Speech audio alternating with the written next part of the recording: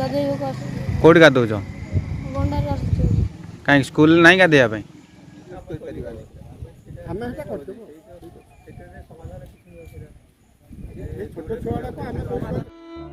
ଏମାନେ ହେଉଛନ୍ତି ଟମକା ଆଶ୍ରମ ବିଦ୍ୟାଳୟର ଛାତ୍ରଛାତ୍ରୀ।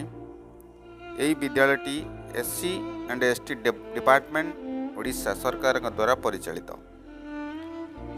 ଏହି ପିଲାମାନଙ୍କ ବିକାଶ ମଙ୍ଗଳ ପାଇଁ ସରକାର କୋଟି କୋଟି ଟଙ୍କା ଖର୍ଚ୍ଚ କରୁଛନ୍ତି।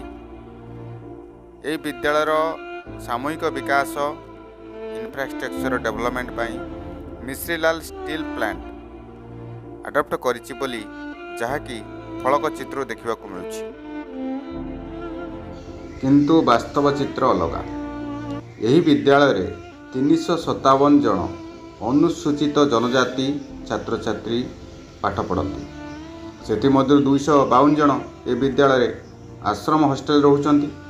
ମାତ୍ର ଦୁଃଖର ଘଟଣା, ଏହି ପିଲାମାନଙ୍କ ପାଇଁ କୌଣସି ମୌଳିକ ସୁବିଧା ସୁଯୋଗ ନାହିଁ।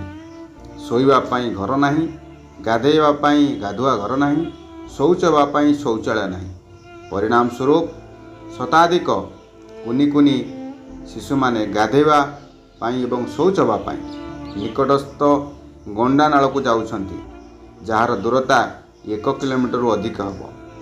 ବିଶେଷ କରି ବର୍ଷା ଦିନରେ ଗଣ୍ଡା ନାଳକୁ 5 ବର୍ଷରୁ 14 ବର୍ଷର କୁନି କୁନି ଶିଶୁମାନେ ଗାଧୋଇବା ପାଇଁ ଶୌଚ ହେବା ପାଇଁ ଯାଉଥିଲେ ମଧ୍ୟ ସେମାନଙ୍କ ସାଥିରେ କୌଣସି ଆଶ୍ରମ କର୍ମଚାରୀ ନ ଯିବା ସହାୟକ ଭାବରେ ଇଏ ଏକ ବଡ଼ ଆଶ୍ଚର୍ଯ୍ୟଜନକ ଘଟଣା।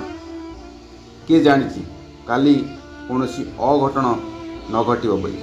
ତେଣୁ ଏଠାରେ ପ୍ରଶ୍ନ ଉଠୁଛି, ଯଦି ଏହି ପିଲାମାନଙ୍କ ପାଇଁ ଆବଶ୍ୟକ ସୁବିଧା ସୁଯୋଗ ନଥିବାର ଘଟଣା ଅଧିକାରୀମାନେ ଏବଂ ଶିକ୍ଷକମାନେ ଜାଣୁଛନ୍ତି, ତାହେଲେ ଏହାର ସମାଧାନ ପାଇଁ କାହିଁକି ପଦକ୍ଷେପ ନେଉନାହାନ୍ତି?